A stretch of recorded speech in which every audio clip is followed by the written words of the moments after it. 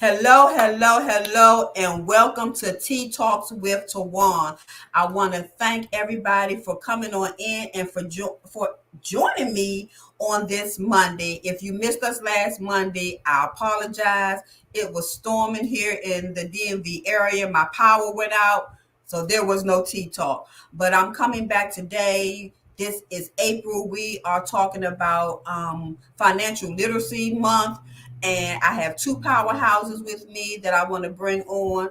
But I just want to talk about, here at Tea Talk, we believe everybody needs a little TLC. You know what I'm talking about, that transformational lifestyle content that helps you with becoming your best self and creating your best life. And today we're going to talk about a subject that's really dear to me and my heart, and that's women and financial wellness. Here at Tea Talk, one of our partners is the Women Walking in Their Own Shoe movement, where we believe every woman should be becoming her best self and creating her best life. And one of the ways we become our best self is through financial wellness. So I'm going to be bringing to you all information about savings, things that we need to be doing as women, and something that I think is very, very, very important is insurance. Every woman should be insured. We need life insurance. Not only do we need to have a savings and a checking account, we need to be investing. We need to have a portfolio. We need to be diversified when it comes to our finances. So today we're going to be talking about all those things that can help us be diversified in our finances, but also have financial wellness.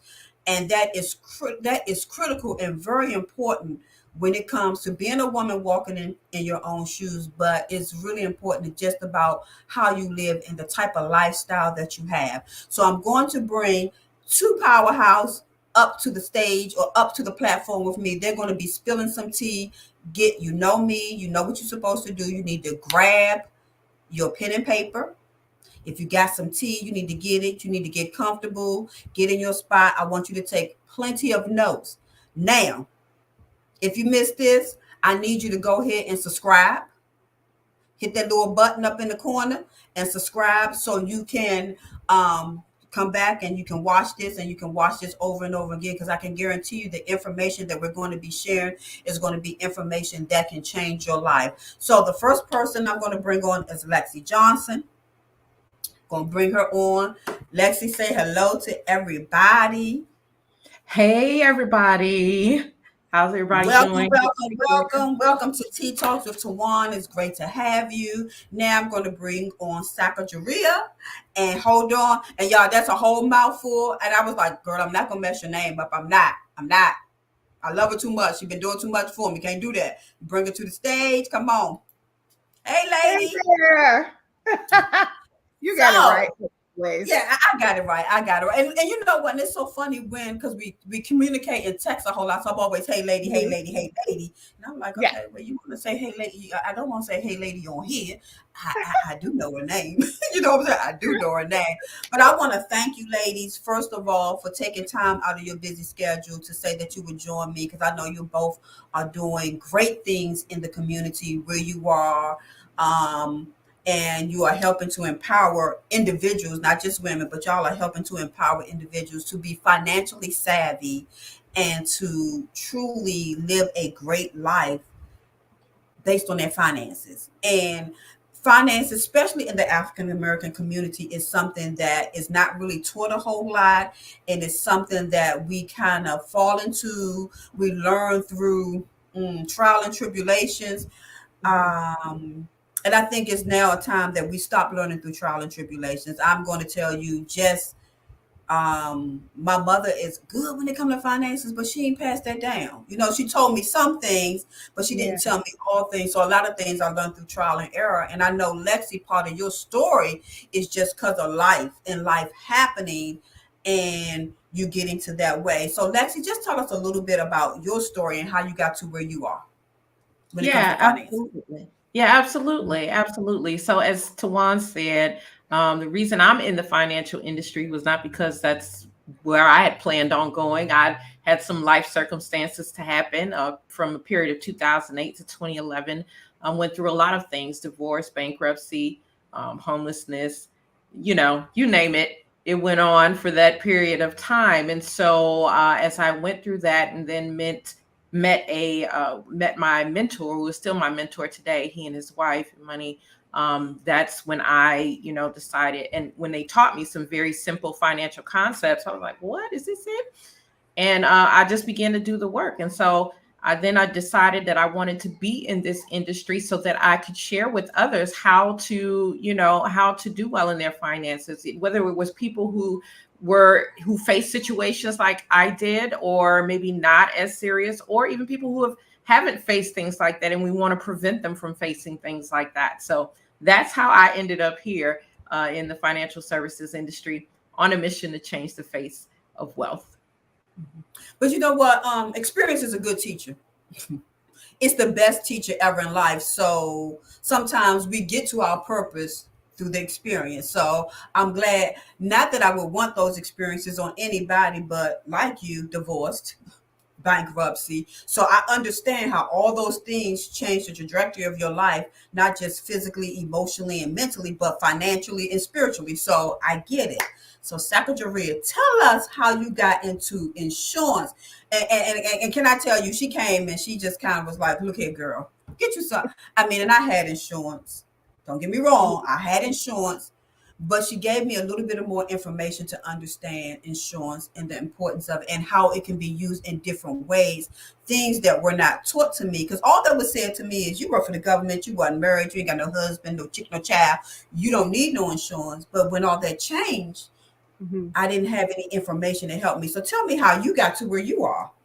Oh, so once again, yeah, my name is Sacagawea. Great to be here. Thank you so much for inviting me, Tawan. I really, really appreciate it. So for me, it started early. Hey, I was helping my grandpa. When I was a little kid. Help people with their money and things of that nature. Then I grew up, went off, and was in the U.S. Air Force. Started my financial management career. Served 8 years. Transitioned over to the federal government, was in the intelligence community, served on Capitol Hill as a Brookings Fellow in 2017, and then just naturally transitioned to the insurance industry, even though I was in financial management since 1998. So with that, it was just, I used to see my grandmother pay her little, monthly premium every month, have it in a little yellow envelope, paying it every month. My dad had insurance. Like everyone I grew up with had insurance. So that was something that I saw growing up. So I was like, oh, okay. But I never thought about myself being in the industry until like March 2018. And then I started learning about all the different concepts of how you can strategically use insurance, that people who Mm-hmm. have money do it all the time. So, literally, you can set up your life insurance policy in a way that it can provide tax free retirement income down the road. It can also cover you in case you do have a family. It doesn't matter if you have family, have kids, or single. You need to have it because guess what? A lot of times, people who are single, no kids, guess what you have? You have a mortgage. And guess what? That mortgage doesn't go away when you pass away. So that bill is in debt is still outstanding. People don't realize that. And then also, it's like you can utilize insurance while you're still living. It's called living benefits. So if you get sick, you have your short term insurance through your job, but you can also build up a policy to have living benefits that can be like long term type benefits for you in case you do get sick and you need to pay bills. And then I also show people how to basically reduce their taxable income that can affect their social security income once they're in retirement. So knowing that you can be taxed on your social security if you have a certain amount of taxable income over a threshold based on you being single or married. And like none of us is taught this information. So literally I'm sitting my clients down and saying, "Hey, we need to be learning the rules of the game just like the people who have money because nothing stops us. It's just having access to the information. And as soon as I had access to the information, I'm telling everyone I know. So that's why I was telling Swan. She was like, oh, no. I was like, yeah, you do. And this is why you need it. So it's Yeah. understanding the concept and being strategic with it. So I like that. And that's what I like both about both of you all, understanding that whole concept and being strategic with it. Now, Lexi, I know you said something. I cannot remember this term. I've been racking my brain trying to remember this term. When you was at Gail's event, you kept saying this something. Like I said, I ain't never heard that before. What's that? And you probably don't even remember. Y'all don't know if you remember because I kept saying, Lexi, what's that a term? What's that term? I can't remember. But this is what grieves me most, and it's with women, but I know it's also with African American women. When it comes to finances, where we fall in that threshold, I mean, we don't even make the same amount of money that our counterparts do. We don't have the savings that we need to have. We don't have the insurance that we need to have. We don't invest like we need to invest, and we are behind the eight ball when it comes to that. And it has to be something that changed. There has to be, I guess, platforms like this and other platforms where we can start being educated and we can understand. For me to be learning some of these things in my 40s and 50s, it's not too late because it's never too late. But if we could start teaching this young, like I said, my mother, good with finances, okay? Very good. Very good. Now, she's not a big investor because she doesn't understand, but my mother is well taken. She's well off in her retirement, but most of us are not. And I would love to see us to get to a place that we can be. So, Lexi, can you tell us at least three things that each woman should be doing on person? And let me not say this. I have a passion for women, for anybody to see this. I do not discriminate because I know that there's men who need this information just as much. So please don't be like on a Tea Talk, all she talking about is empowering women. That's just my passion. That's where my heart lies. But the information that you get on Tea Talk is not just for women. It is for men as well. It's just that women are so behind when it comes to the financial world. While we are climbing, we still are lagging behind. So that's just where I put this. I don't want nobody to say, oh, they don't support men on Tea Talk. We do. We like y'all. So Letty, tell us three things that you think that is greatly important for us. Yeah, absolutely. Thank you for that. So, I call it having the three storehouses to creating wealth, right? And so, for those who know me and follow me, that I teach people how to create wealth, and we do it God's way. And the Bible speaks a lot, about money and our ability to create wealth, and has some, gem scriptures in there that we don't always talk about. But anywho, three storehouses to creating wealth. The first is life insurance, which I know Sacagawea has talked about and she'll probably talk more about. So I'm not going in depth on that. But the second is, and again, let me be clear. These are just the three things that you need foundationally to even start to create wealth, whatever that may mean to you, because for each person, wealth is different. I'll talk a little bit more about that. But the second thing is having an emergency fund or some type of short-term fund. And Tawan, you talked about, a lot of the things that as women that we experience that impact our ability to become financially free if we're not smart about these things, right? So 41% of women don't have emergency funds, right? And we need to, because women are more likely to leave jobs to take care of the family.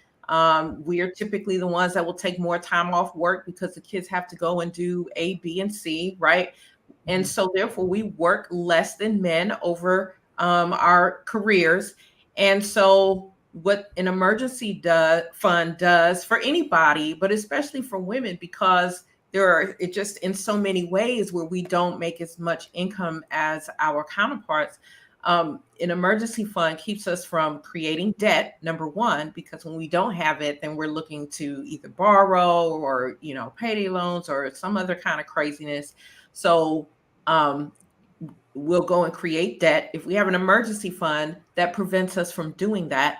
And it also keeps us from dipping into accounts that are designed or designated for wealth building and retirement. So too many times I've seen women and men But a lot of women dip into their retirement funds because they're trying to take care of some type of emergency that's going on today, not realizing that, hey, the 5,000 that I took out of my retirement fund, it's not about me just putting back that 5,000, but it's about me putting back that 5,000 plus all the interest it missed out on while I had it out, right?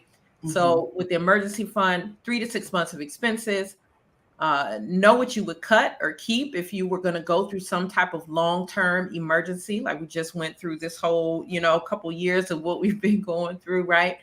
And then Mm-hmm. start small. A lot of people are saying like, oh, but I don't have a lot of money to save or whatever. Start small, save where you can, get more. Uh, the other piece is, find other places to save than the bank, right? Because the bank doesn't keep up with inflation. So you can have an emergency fund or some short-term fund, either through muni bonds, utility bonds, or some type of income fund. I wouldn't do a muni bond or any of that right now. The bonds are getting beat up right now, but an income fund or something like that. And you have access to that money. So scripture says dishonest money dwindles away, but whoever gathers money little by little makes it grow. Proverbs 13:11. So wealth is built little by little, right? That emergency fund, little by little. So then the third thing is the wealth building or your retirement account. Listen, ladies, we outlive men about 5 to 6 years. Okay. We're paid less. We talked about that already. But the thing about us is that we are risk averse, and so we don't really get off into investing. We rather put money in CDs and things like that, but those things don't keep up with inflation and they don't yield enough return so that we can retire and stay retired. So we need to be able to learn about the market so that we're not so risk averse, right? And really sit down and determine what are our wealth goals, right? What is your financial independence number? That's the number that says, okay, this is the dollar amount I need to retire and stay retired and live the life that I want to live. And when you know that number, then you can put together an overall investment strategy to achieve your goals, right? And when we talk about investing and strategy and all that, you want to make sure that you're doing something that reduces your tax burden, that hedges against inflation, and that protects you from market fluctuations. So don't be afraid to seek out help from someone like myself or Sacagawea. Don't be afraid to seek out help so that you can, minimize your mistakes and save time, right? Little Mm-hmm. by little, as that scripture says, over time, your money is going to grow. So, life insurance, emergency fund, your wealth building or retirement account, those are like the three basic things that you need to have in place before we start talking about all this other types of wealth building and legacy building and things of that nature. Now I like that. Now nobody's ever said to me, "Hey, have these three foundational things." Now I've always known about having an emergency fund, and I can just tell you, being twice divorced, that whole emergency fund thing, yeah, I was like this. Ooh, how do you get this back? You know what I'm saying? Because it's when you have built. Now that's the one thing my mother did teach me: have a emergency fund. However, what was not taught, and of course you probably didn't think about this, life will happen. And when life happens and you have to go into this emergency fund, how do you rebuild it? Because when you're rebuilding, you're probably rebuilding in a couple of places: credit, trying to get your savings back, and all those different things. So it's really, really kind of hard to do this. And I just know in this last 2 years, people finances have taken a beating. People finances have really taken a beating, and especially that emergency fund. That emergency fund. And I work for the federal government. I am a workpreneur. And we have been furloughed twice. And I tell people, wow, I survived the furlough, even though they gave us our money, but I could survive the furlough. A lot of people could not. One missed paycheck could devastate a whole person's life with that. So I think we definitely need to get into teaching. All you hear now about is living a legacy, leave a legacy, leave a legacy. Well, you definitely do have to teach some foundational stuff in order to leave a legacy. We just don't leave a legacy. You got to get something to leave first in order to leave a legacy. That's what I found funny. And I always do something at the beginning of the year. I always have my envision your future and my goal setting boot camp. And the one goal everybody wants. They want to be financially free and they want to live a legacy. And I always say, so okay, I'll help you map this out. Now I don't try to be either one of y'all because I'm not going. I don't step into arenas that I don't need to. But this is the thing I say: are you positioned to have a legacy? You want to save this much money, do how much you make now. Is that going to allow you, because I can do some basic math, is that going to allow you to save what you need to save? So what do you need to do to start saving this money? Then they start looking at me crazy, and they haven't even talked to y'all two, and they already looking at me like I'm crazy, because I'm like, you say you want your house paid off. So how do you pay your house off? Are you going to send an extra mortgage payment? What are you going to do? Can you financially afford to send the extra mortgage? Because see, so I don't think people think it all the way out when they say that. When they say I want all my bills gone away, okay. When you say all your bills going away, there's always a bill, baby. Electric, water, gas, bills never go away. So do you mean consumer debt? What do you mean? And I always try to get them to think this all the way out, because I don't want you to walk away and say, Tawan gave me this goal, or I came up with a goal and she helped me map it out and I didn't reach it. Well, you didn't do all that other stuff in between to get there. But I think part of that is because there is no financial literacy being taught to get people to that point. And so I think you made a good point, Lexi, about that. You do have to have a foundation. And like I said, two of them I knew about. I had insurance through the government, so I did have that. And truthfully, I had it 5 times my salary. So if I died, everybody was on easy street. I was just like, y'all just good. You know what I'm saying? Pay the house off if you want it. Don't want it, sell it, do whatever you need to do. But pay my debt and then go on vacation and grieve. Do whatever you need to do. Because I do believe that I don't want to make nobody rich off my death, but I do believe we should make people comfortable. I believe if I should pass before my mother or child, I would like for them to go sit on the island for 30 days and cry over me, okay? Cry over me. But I want them to get themselves together and grieve, because it's already devastating in death. So, second, let's talk about this. Let's talk about insurance.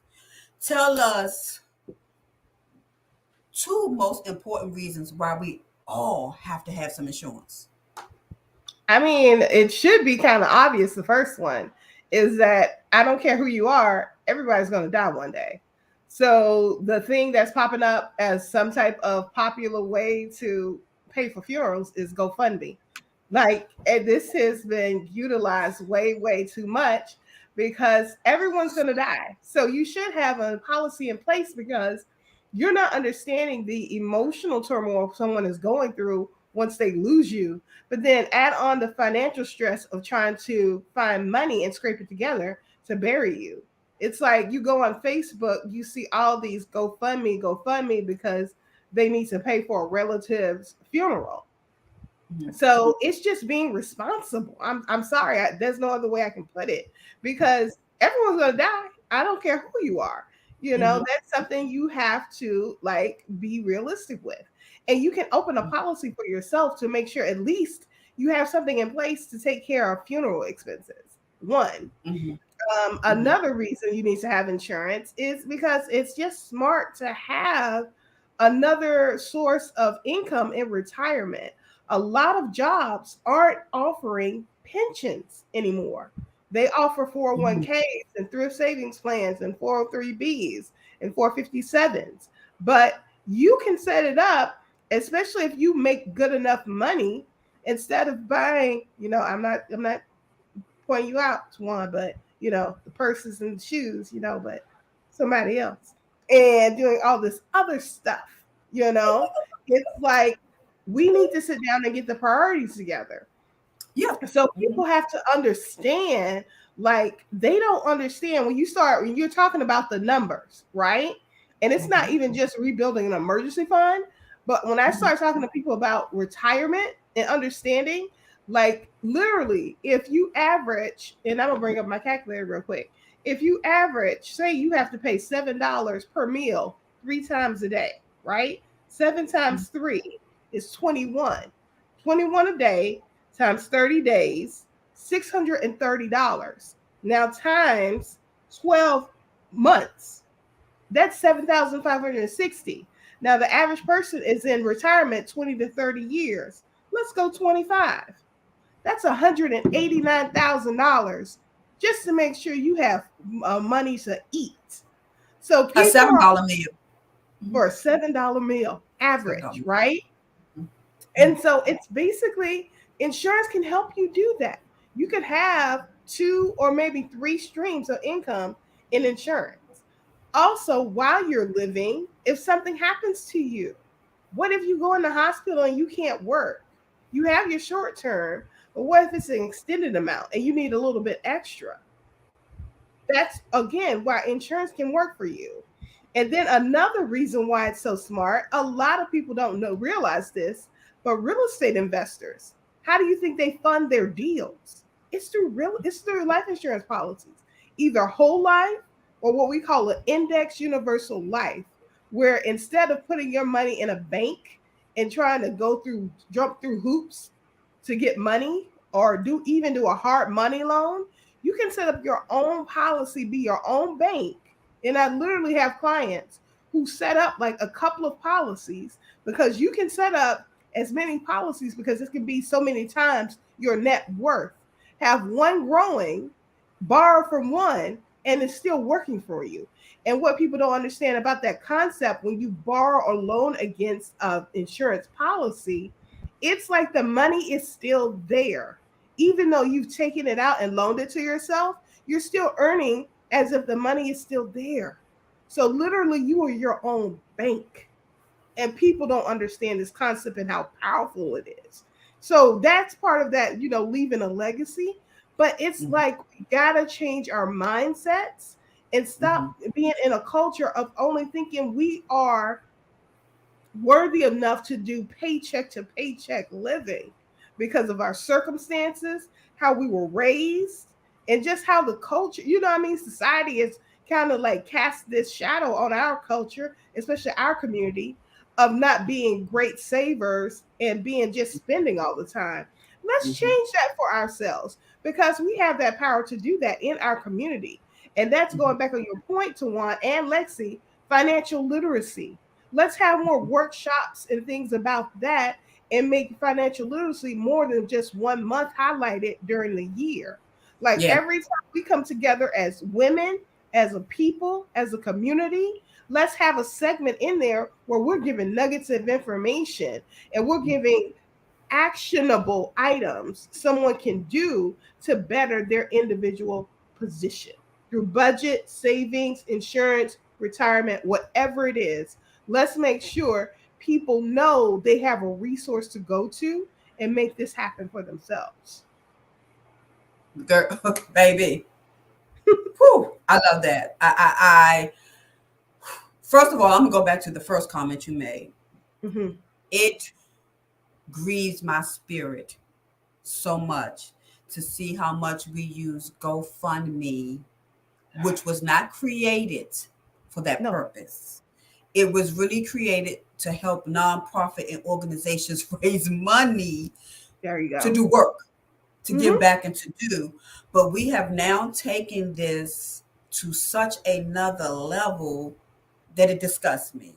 Mhm. However, I'm disgusted, but I do understand that when you're not taught and when you don't understand the importance of life insurance, then Correct. you have to go to whatever the next best thing is.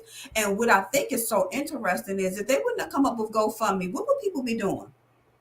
Now, I do know you would be calling around to the family. I know you would be calling around to Mhm. the family because I've got some of In the those church. calls. In the And the church. church, yes, and the church. Prayer. Yep. I've got some of them calls, cousin such and such passed, and Mm-hmm. we Yeah, I just want calling the to see fish fries. your Mm-hmm. fish fries and say, look, There look, you look, go. what we going to do? But we definitely have to get better as a people. Ignorance is not an excuse anymore. It No. really isn't. I mean, you can Google almost anything. If I can Google how to fry fish, if I can Google how to even spell a word, I'm sure I can Google what I need to do to make sure that I'm well insured. And it's so interesting because me and my daughter just had a conversation, and I Mm-hmm. was saying, so the children, the insurance. She was like, "No, Mm-hmm. mom, the insurance is paid for." It's nothing but a little Gerber account. But I had pressed upon both of my daughters when they had Mm-hmm. kids. Let's make sure we put a Gerber account in place because unfortunately, kids leave too. You know, Correct. Correct. and the one thing you don't want to do is be in grief and you can't even bury your child. You know Yeah. what I'm saying? That's already Yeah. devastating enough when a parent, especially a young child, and then you don't have it. So my daughters understand just in having insurance for their children, they need to have insurance for themselves. Mm-hmm. But it's not being taught. Going back to what both of you all said, and we definitely have to make financial literacy way more important than what we do. Yeah, I mean, Correct. we joke, we talked about before we came on, we were talking about Tawan one about his $3,700 pocketbook that I'm not going to buy y'all because really $3,700, I can buy some shares in Netflix, Amazon. It's just so many. Mm-hmm. Even if I have some go to a mutual fund, wherever, $3,700 can go a whole different way for me. I can seed it back into my business, Correct. just not put it on my shoulder. And I'm not Mm-hmm. knocking anybody who wants to buy a $3,700 pocketbook. What I'm saying, what is more important to me is my financial situation. Because I think, Lexi, you talked about it. You said, what are your wealth goals? And whenever I teach my class, I always tell people, I have a number of how much I want to be worth when I reach a certain age. And I said, and people laugh at me and they talk about me because I'd be like, my grind is hard. They'd be like, you Mm-hmm. little Jamaican, you got about 50 jobs. Yep, I sure do. Because the women in my family live to be at least 95. Mm-hmm. Okay. Mhm. Which means I have longevity. I always say, if you have to put me in a home, I want to go in a good one, and I want to go where they're going to turn me over and they're not going to treat me no any kind of way. And There what you gets me that Right. quality of life is the money that I have for me. So you really do have to think go.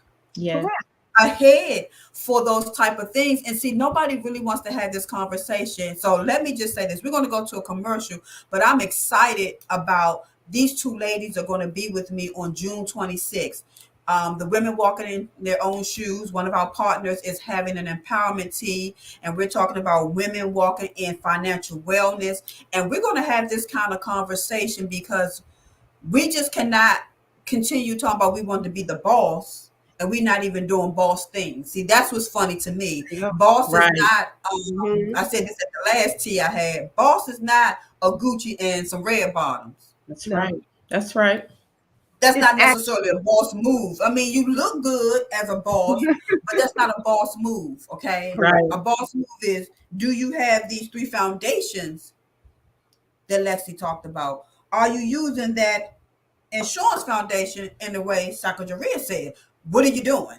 You know what I'm saying? Mm-hmm. So we really need to get to that place. And when I tell you that is so important to me, that is not even funny. Just in my struggle of divorce Mm-hmm. and having to do bankruptcy and try to figure it out. And truthfully, a lot of people will not pay for y'all services because ignorance. Okay, we just gonna call it what it is, Mm-hmm. ignorance, and don't understand the value. Correct. I come to you all because of all the missteps that I made as a woman trying to figure it out on my own when I didn't even have to. Okay. Mm-hmm. There are people out here, and if I can consider a $3,700 pocketbook, then I can consider giving you the money that it takes to get your service so I don't have to make the missteps. So we're going to come back and we're going to talk about some of the missteps that people make in their finances. We ain't got to talk about missteps in insurance. We know what the misstep is. They don't get none. Mm-hmm. Period. Point blank. They just don't get any insurance. But I'm gonna tell you, the moment GoFundMe said you can't do that no more, Oh yeah. Mm-hmm. it's What's coming. gonna be? What's What's it the going to plan? be? So we're going to go to a commercial real quick, and then we will be right back. Okay, okay, okay, okay.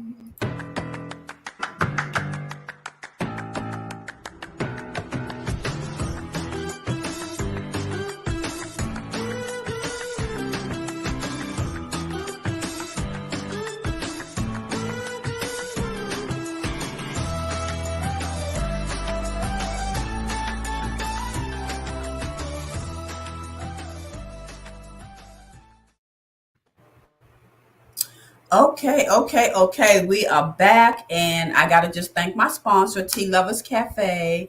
Here at Tea Talks, yes, we sip on some tea. We spill the tea. So I thank my partner and my sponsor, Tea Lovers Cafe. And if y'all know anything about me, y'all know what's behind the Tea Lovers Cafe. But I want to get back to, because this has been, when I say this has been good information, and I swear I wish I would have had this at 20. I'm not lying to nobody, but I'm going to say this again. And I mean this, and I say it whenever I'm teaching. I'm like, it's never too late. The moment it becomes too late is when you take your last breath, period.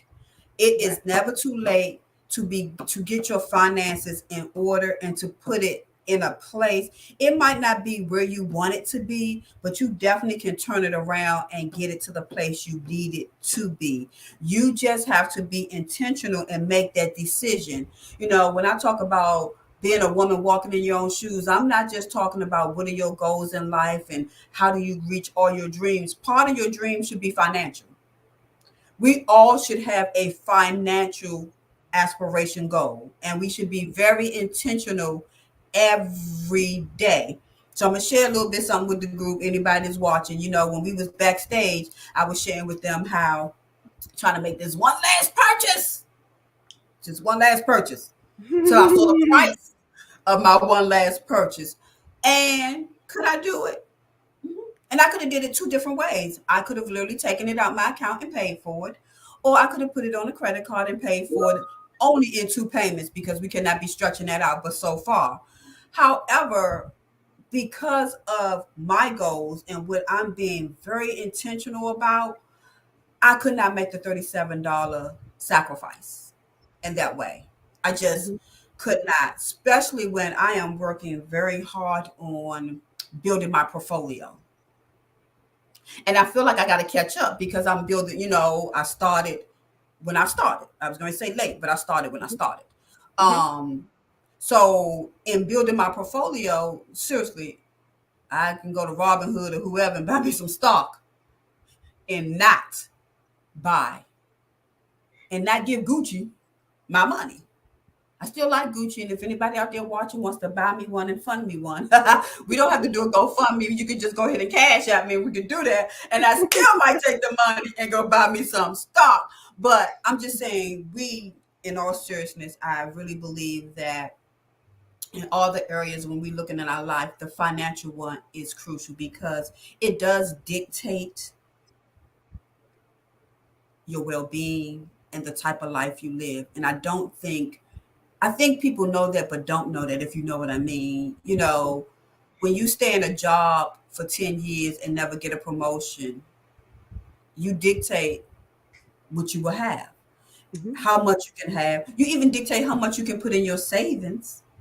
And if you can even build a portfolio, I don't think we see the long term and understand money the way we need to understand money. And it definitely just have to be something different when it comes to that. So when before we left off, I talked about some of the missteps because there are missteps that happens in the financial world in these three foundations. I'm gonna be stuck to these three foundations because I'm probably gonna be singing this to everybody tomorrow. Do you have the three foundations? you know, um, but Lexi, can you give probably us three missteps that most people make when it comes to either understanding money or how they approach their finances. Yeah, absolutely. One of the missteps that we make is just not having goals. We'll set goals for career, we'll set goals for marriage, we'll set goals for, all kinds of other things.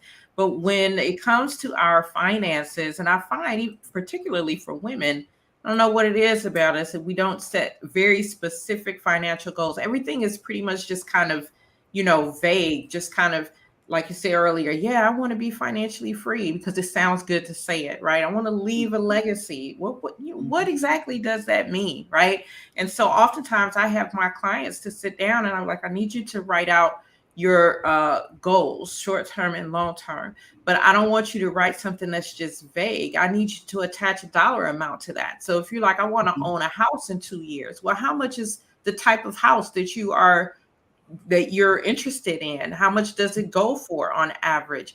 If your goal is, let's say you are talking about, I want to leave a legacy, what does that mean, right? And I give them an example. In our household, part of it is that each of our children, and we have six, they each have a property that we have bought and we have, fixed up for them, and they can take it and they can decide to rent it out or sell it or whatever the case may be. What does leaving a legacy mean? Be specific and attach the dollar amount to it, because we cannot put together a strategy to achieve. You can't even begin to try and achieve things when you're not very specific about what it is that you're trying to achieve. So that it just stays in the brain, as something vague, like, oh, I'm going to create, well, I'm going to be financially free. It just seems like it's something that's afar off, right? So that's the first misstep I think that we make, is just not being very specific about our goals and not setting uh, very specific financial goals.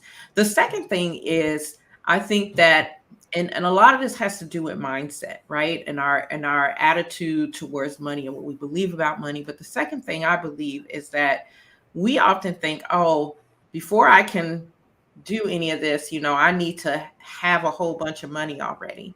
Until I can get this, then I'll go and get, and seek, a financial coach or consultant or advisor or whomever the case may be. Or when I do this, then I'll get my life insurance. And it's like, no, it's not about how much money you have, right? Because I've seen, and I know everybody else has seen, where even people who have millions of dollars, they don't have a will in place. They don't even have, basic things, in place. So it's not about how much money you have. Rather, it's about what you're doing with the money that you have. So I teach my clients about, allocating. If you allocate and things are set to percentages, it doesn't matter how much your income is that month. Your income could be 3,000 this month, 10,000 the next month, 5,000 the next month. It doesn't matter, because your stuff is set up on allocations and it goes, accordingly. And then that way you always have money to put away, to save for that emergency fund, for the retirement, to pay for your life insurance, right? So that is the second thing, just thinking that, oh, I need to have a certain amount of money before I can, do X, Y, and Z.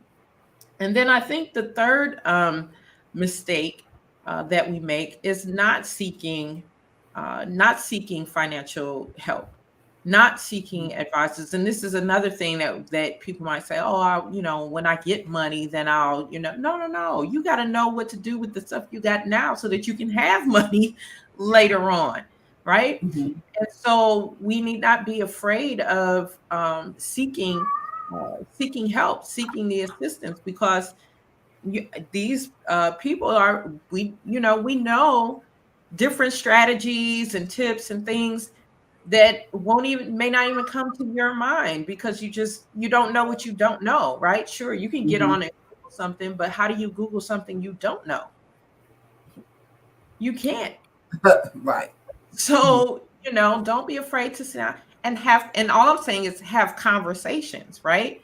You don't have to like go out tomorrow and let me hire somebody tomorrow, unless you're ready, to do that, fine. But just have some conversations with financial professionals.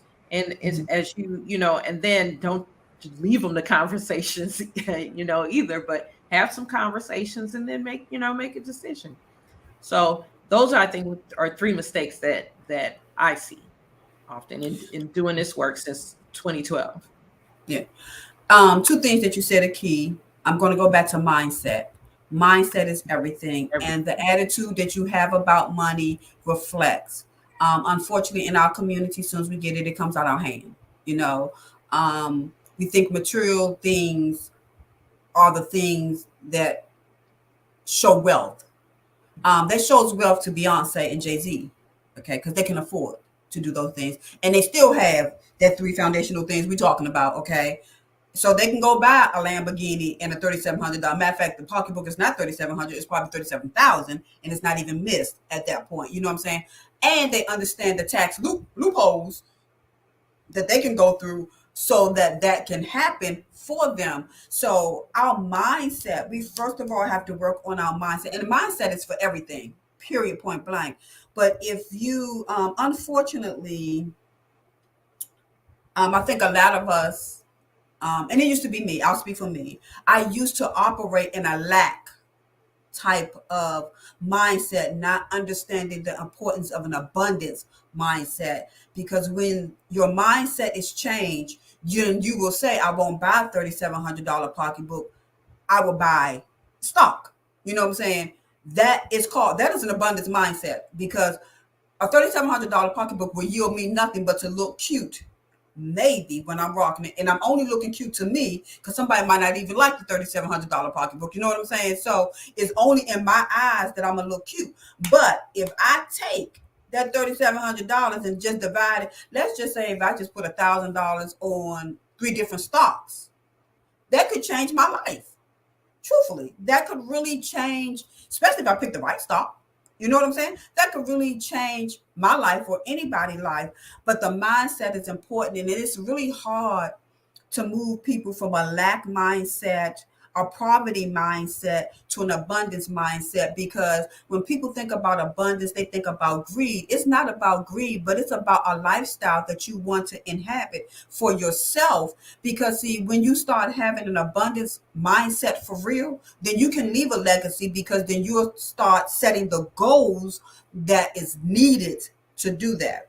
So mindset. So anybody watching, please understand the way you think about money, the attitude that you have about money, it affects if you save, if you invest, and even if you have insurance. It affects all of that. So mindset is definitely something that everybody needs to work on. Even the rich continue to work on their mindset. They go to classes, they go get empowered, they talk to their accountant, they talk to their tax person, and they're not the same people. Let's be clear. The accountant and the tax person are not the same people, but I bet you they talk together so they can figure out, okay, how you meet all these loopholes so you can do what you need to do. But another thing you said, Lexi, goals. I'm a big, if anybody knows me, follow me, they know I'm a big proponent about goal setting. And you need goals in every area of your life. I don't know why we don't set goals when it comes to finance. Every year I have a financial goal. Sometimes I hit it, and sometimes I don't. When I don't, please know there was a stumbling block in the road. And what I did was I changed the goal. Not that I didn't keep going towards the goal. I just changed what the goal was going to be. But we don't even set goals in that area. However, we will set the goal that we're going to go on 3 vacations. We're going to buy some new Jordans. We're going to get some red bottoms, and we're going to get a $3,700 pocketbook. Okay. We will set those type of crazy goals, but we will not set financial goals. And there should be, I mean, and I know a lot of people, when they think about financial goals, it's always to pay off bills. And I think that's excellent, but it goes beyond just paying off bills. You pay off bills, but you also got to be put something in the savings. And I always tell people, I don't care if you're just putting $5 in a payday. First of all, it develops a habit. That's first and foremost. You start developing a saving habit. When you can get the $10, you go to $10, and when you can get to 20, you go to 20, and when you can get to 100, you get to 100. But I don't think even the basic foundation, people don't have that. And a lot of times when I'm teaching some of my classes, everybody know I'm big on vision boards, and when I'm asking people questions, and they be like, I don't understand, and this is so overwhelming. Look, We need to start teaching people the importance of setting goals in every aspect of their life. So that, and I mean, start teaching them when they're young. Because my grandkids have banking accounts. And if I give them money, Grandma, I got to put some in my account. Yes, you do. That's how you start teaching and having goals so you can have money. So I think we have to, even in financial literacy, get to those little points, teaching some of those basics, because we don't even have those basics. So I like those three missteps. I think they are very crucial. I think they are the biggest missteps that keep us from being in financial wellness. But Secretary, what I want you to tell us is there are different types of insurance. There's short term, there's long term. Tell us the difference, because sometimes people don't get insurance. Because I know when me and you talked, I was like, what? Huh? Woo, I mean, it was just overwhelming. However, I was like this. Okay, I'm listening because I really wanted to know and understand, because you can't make informed decisions Correct. about what you need if you don't even understand the concept. And see, you got to be like me, willing to be like that. I don't even understand what you're saying. Say it to me 3 more times so I can get it, so I can make the best choice for myself for that. And I think that goes back to the literacy and something you said, Lexi. People don't even want to take the time. I think embarrassment and feeling like you should know but you don't know, and people don't want people to know that. But when you don't acknowledge that you don't know, you still put yourself in a deficit. You still put yourself behind. And I think we have to learn to let those things go if we want to be better and if we want to be financially well. So talk about short term, long term, the different types of insurance. Okay, so basically, at the end of the day, there are only really four types of insurance. The first one is going to be your term insurance, and that's temporary insurance. And basically, they call it term because it's a certain term that is affordable. So you'll have a 10, 15, 20, or 30-year term. And term isn't necessarily a bad thing, but a lot of times, especially in the African American community, we've been told that term is what we should be putting our money into. What people don't understand is with a term policy, they usually don't pay out like 95% of the time. Who really makes out with a term insurance policy is the insurance carrier. But term is a great vehicle to use it for mortgage protection, because your mortgage, if you think about it, is a termed type product. It can be a 15-year or a 30-year term, and some people have 20-year term in mortgage payments. So it's great for that, because what people don't understand with term insurance is that you can get a really, like, people say I have $1 million policy and I'm only paying like $50 or $60. You're right. And you're probably doing it for like 30 years. But when you try to keep that same $1 million policy and you were like 20 when you got it, I would say 30 when you got it initially, at the 30 years is up, that $50, $60 premium payment probably now is going to run you $7, $8, $9,000 to keep that same insurance coverage. You're 30 years older, your health isn't where it should be, and most likely 9 times out of 10 you can no longer afford that. So people have to know the pros and cons when it comes to the different types of insurance.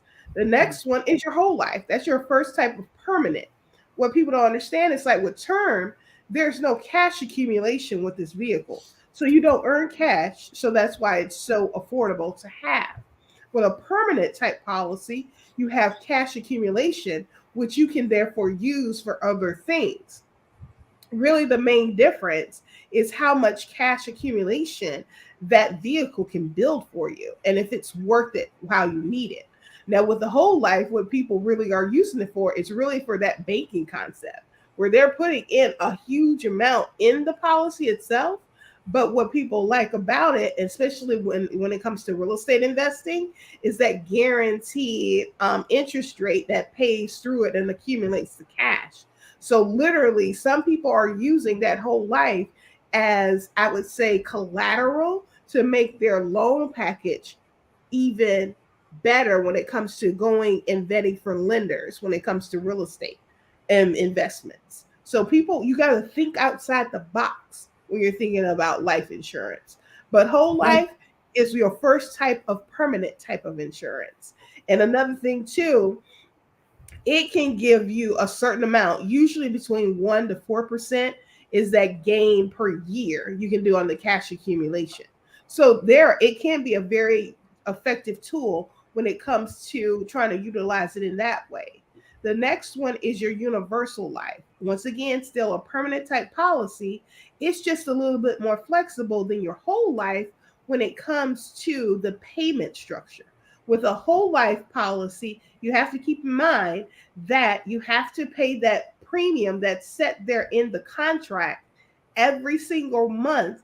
If you don't, it will then eat into your cash in the policy until that cash runs out, and then you potentially will lose it because the policy lapses because there's no more money going in it to fund it. So you have to make sure if you do get a life insurance policy and a permanent type policy, you're able to afford and continue to pay that premium on a monthly basis. It has to be paid in order for you to have it. But you can have, like you were saying, your grandchildren. There are certain types where you can do a paid up policy. They're at a Mm. much lower face amount, but those options are available in the whole life realm. Okay. Okay. And I would say the third one is universal. Like I was saying, universal is a little bit more flexible than your whole life type of policy because you're able to kind of be flexible in your payment amounts, either on the front end or the back end when it comes to your universal life policy. Also, it can gain a little bit more than the cash accumulation percentage, usually on average between 1 to 6%. But another thing that has spawned from the universal category is what we call our index universal life, which basically came about in the mid 1990s, where insurance carriers said, hey, let's take the best of both worlds of like a whole life, but also, cash in on that retirement arena and make sure we can help our clients set themselves up even better.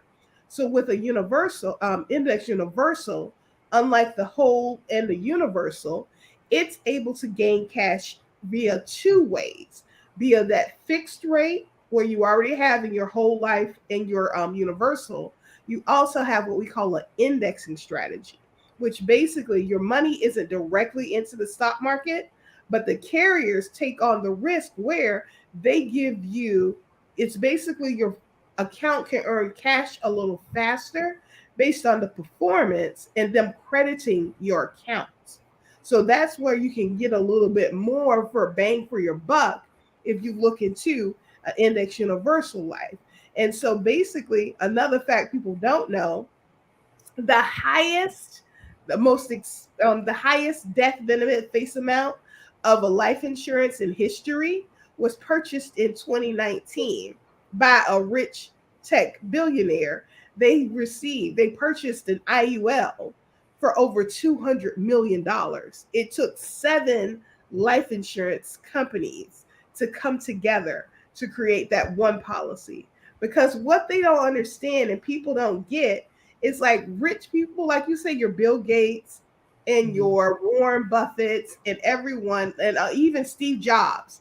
They were notorious for saying, "I'm not leaving any of my money I earned to my kids." But guess what? They're getting that loophole and circumventing that. They're getting a life insurance policy where then their kids can get that money that they pay into once they die. That's how they're leaving the legacy for their kids without taking necessarily the money they earned throughout their lives and leaving it in a will and kind of going through a loophole in a sense when it comes to the estate taxes. So that's what people don't understand either. It's like they're using because insurance at the end of the day is grandfathered and because it predates the IRS. So a lot of the loopholes in life insurance under section 7702 is why a lot of proceeds from life insurance can be considered tax free, especially if you do them via loans. And the actual tax benefit, about 80 to 90% of the time, it's tax free as well. But it's understanding these concepts and learning them And then your fourth type of insurance is what we call your variable insurance. Now, unfortunately, since like the 2008, 2009 era, you don't see a lot of insurance companies carrying variable life insurance because this was a way for a lot of seniors who were getting into these type of policies because they were waiting too late to get coverage. And so people were Mhm. giving them an option of, hey, if you get this variable, you can build your money quickly, cash in the product quickly, because literally it was tied directly to the stock market. So when 2008, 2009 happened, a lot of seniors lost their shirts and lost everything they had been paying into life insurance policies during that crash. So a lot of insurance companies have basically washed their hands of variable insurance. So it was a good way to kind of get yourself going and catch up. But a lot of insurance carriers are kind of staying away. But at the end of the day, you have four types of insurance. What you have to do is understand what each one does in their purpose, their pros and cons, and see what one works best for you based on your budget and your purpose. Okay, that's a lot. That's a I lot. know. So I have questions for both of you all from someone. Okay. Somebody told me, "Why are you not on Facebook? Oh, Where is the live today? I'm in jail." Okay. However, they said, "I'm sending my questions to you. Could you get the questions answered?" And I will go back and watch on YouTube. So I'm going to ask the question. First question is, how many life insurance policies can a person have? And then I have a question for you too, Lexi. So, okay, you want me to go ahead and answer it? I'm sorry. yes. Mhm. Yes. So your number of life insurance policies really is determined by your net worth and your age. So basically, I would say, let's give an example of either a 30-year-old or 40-year-old. Do a Sometimes, 56-year-old. Do a okay, 56-year-old. Come okay, on. Do an old 50, person. year So you can go Old up young to, person. it depends on the carrier and everything, but you can go between 5 to 10 times your net worth. So, say your net worth is a million, you can go up to like 5 or 10 million, but you have to justify it because some carriers, if you try to do a million or 2 million, you don't have to do what we call a medical exam or financial inquiry into your finances. They will just let you go ahead if you can prove that your net worth is in between that range, you can go ahead and get approved. But the number of policies, it really isn't a limit. It's just based on the number of the a number of times of your net worth. And then what they do though, they do track the number of life insurance policies you have and the face amounts to make sure you don't exceed that number times your net worth. So you have to be careful of that. So if you do want to get multiple policies, make sure you kind of work with a person and make sure you map it out and it can always be approved because you want to make sure you don't have one over here and one over here and everything. Keep all your life insurance policies together so you know what carriers and companies you're with, the face amounts, whether they're term or permanent, and then how close are you getting to your net worth and those percentages. Yeah, good thing I ain't got to repeat that. Yeah, that was a whole lot. The good thing I don't have to repeat that. That was no, but that was good information. That was real good information. So the question that I had for Lexi that was asked: how do you recommend a person to diversify their portfolio? Oh, that's an excellent question. So, how do you diversify your portfolio? There's so many different types of strategies, and it's going to depend upon, again, what are your personal objectives and goals and things of that nature. But some basic ways, one way to diversify your portfolio is mutual funds, because instead of investing in one individual stock, not that you can invest in individual stock, but also invest in mutual funds because, as they say, don't put all your eggs in one basket, right? Because with if you invest in one company, one stock, if that company goes down, all your money's gone down with it, right? Mhm. But if you're in mutual funds are made up of many different companies, sometimes over, sometimes 100 some odd companies these funds can be made up of. And so then It's like, okay, if a couple of companies within the fund aren't doing so well, it's not that bad of a hit because you've got, 90 other companies that, are doing okay. So mutual funds are a great way to diversify. Another way to diversify is just now you talk about, how much should I have in equities? How much should I have in bonds? How much should I have in cash? And, it's a little, formula that we can use to determine that. The younger you are, the more you're going to have in equities because you have a longer, what they call a time horizon. So you have, maybe you have 20 or 30 years or so that you can be in the market where you can withstand the volatility of the market, meaning the ups and downs of the market. You have time for it to bounce back. So you might have, 70, 80% of your, or more even, depending upon how aggressive you are, in equities. Equities is stock. And then you have a portion in bonds. But the older you get, the more you start moving some of those monies from equities to bonds because you want your money to be there when you retire, right? So you got to switch up the strategy. And then, of course, cash. With cash yields the lowest return, but again, as you get closer to retirement, you start moving your monies into bonds and cash, the majority of it anyway, and less of it in equities. So you can diversify in that way as well.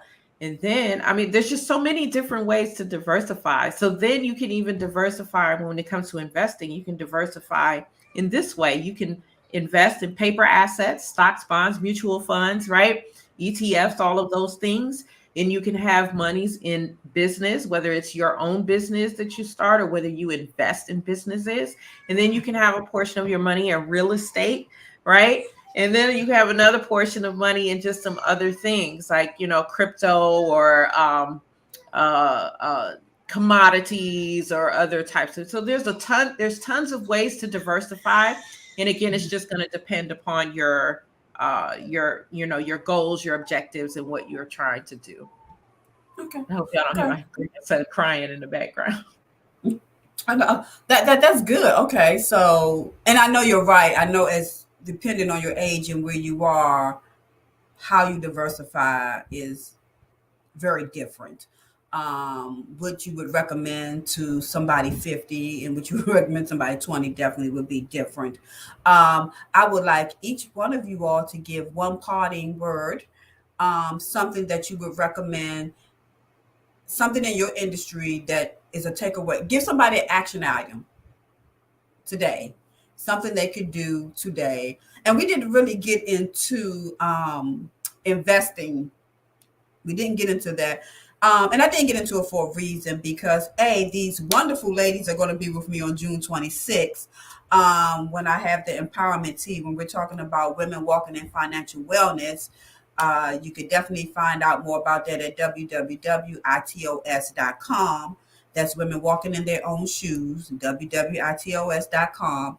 Definitely come because these ladies will be there. They will have a table set up. You can sign up to get on their mailing list. You will see a ticker as they're going to give their parting words. I'm going to have a ticker that comes across to show you where you can find Lexi and Secretary, where you can find them and get more information. But I definitely would like, if you're in the DMV area, to definitely come out to the Empowerment Tea, meet these ladies personally, hear what they have to say, because you're going to hear a little bit more of this, but we're going to dive more into it. We're going to have some real girlfriend talk, and we're going to keep it real about women and financial wellness. So Lexi, give us one thing, give us one action item that every person can do today, no matter what their financial situation is, to make it better.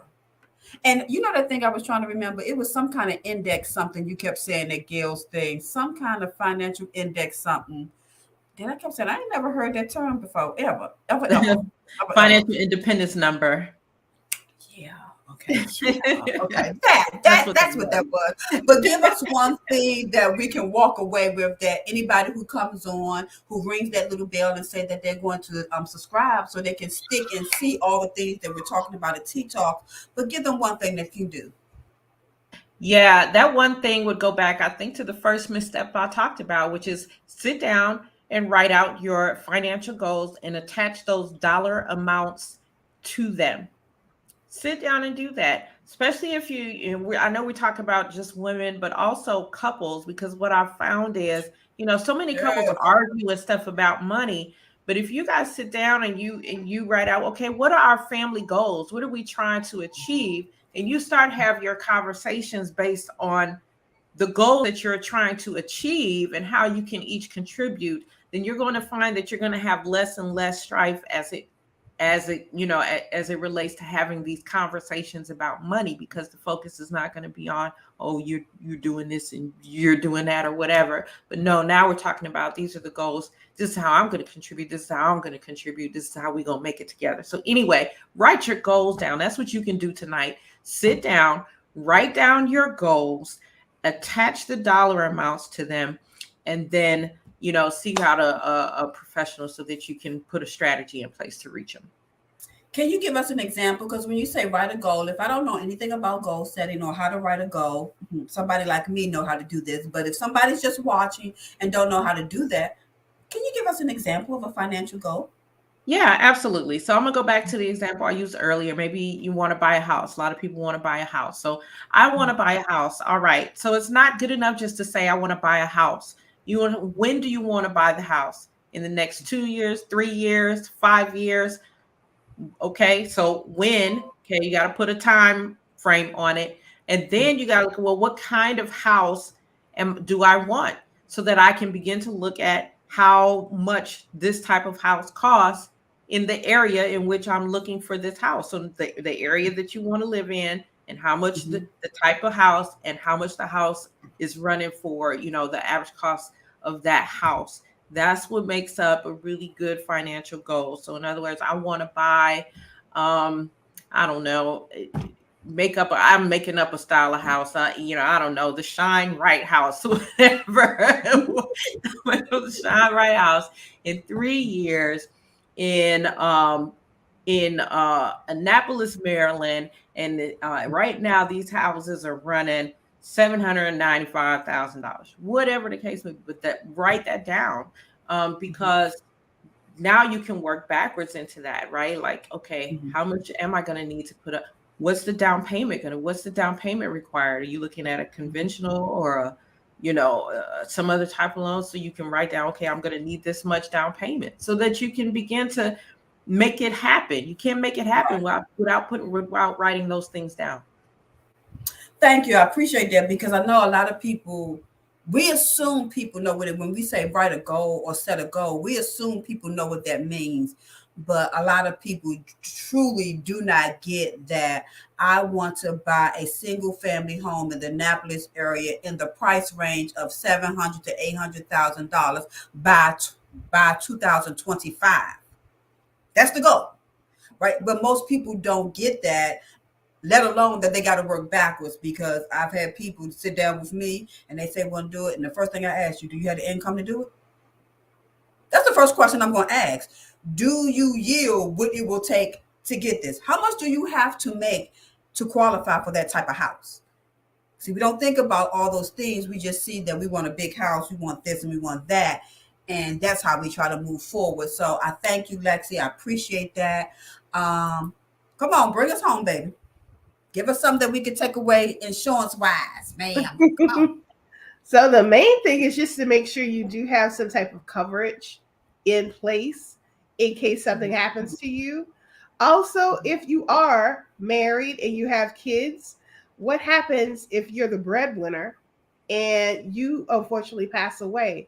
Will your wife and your kids have to move? Is the mortgage taken care of? Or what are some of those things? So you need to sit down and have a discussion with your significant other, if you do have a significant other, and see what you have in place when it comes to insurance, and in case something happens to you. If you're single, who is your emergency person who's listed for you in case something happens and you have debts outstanding? Who is that person? Do you have an insurance policy in place to make sure you can take care of your burial and those debts outstanding that you have in place? So to me, it's like taking a look, seeing if you have insurance. If you do not, you see my little website going across the little ticker. Make an appointment and let's do a free consultation that's confidential. And let's see what we need to do to get you something at least in place. Thank you, thank you, thank you, ladies. I so appreciate you all. I think that the conversation that we've just had, the tea that you all have spilled has been really, really good. For all the viewers who will go back and see it, I'm going to be actually putting this link in my newsletter this week. For those who did not get it, who did not see it, because I think this is a crucial conversation that everybody needs to hear. We touched on so many different things, um, just talking about the mindset, setting the goals, the three foundations, just understanding the different types of insurance and why you need to have insurance. I mean, we have car insurance, life insurance, healthcare insurance. Life insurance only makes sense. It just only makes sense. However, I think that this is part of the start of conversations to getting where we need to be. I'm excited about what's going to happen on June 26th. I am so elated about this. I even have a couple of people like, what are we really going to talk about when it comes to money? I have not really been putting anything out there. I just wanted to kind of be a surprise, but we're going to talk about some of these things. But I also want to talk a lot about investing, because I think that's where we definitely fall short of understanding investments. And there's so many simple things that we really can do when it comes to investing. I want you ladies to hang on with me. Do not go anywhere. I want to have some back talk with you all for a few minutes. I'm going to go ahead and end this show. I want to thank everybody for being on here with us. Remember that everybody needs a little TLC. We're talking about that transformational lifestyle content that helps you with becoming your best self and creating your best life. Please join us next Monday for TeaTalks. We're going to be talking about excuses. How we use excuses for everything. Why we don't have insurance, why we not saving money. We use excuses for everything. But join us. Please follow us on Facebook. We will not be on Facebook next week. We will be doing all these from my YouTube channel live. So please subscribe. Please share this with your friends. This is crucial information. The information that was shared here tonight about finances and insurance, this is about your quality of life at the end of the day. And you need to make a conscious decision that you will be financially well. And financially well means taking care of your budget, having money saved, having life insurance, and preparing for that wealth that you want to have. However you define it, and do not define it on other people's terms, but on your own terms. I thank you for joining me. Again, everybody needs a little TLC. So we're going to go ahead and we're going to go out.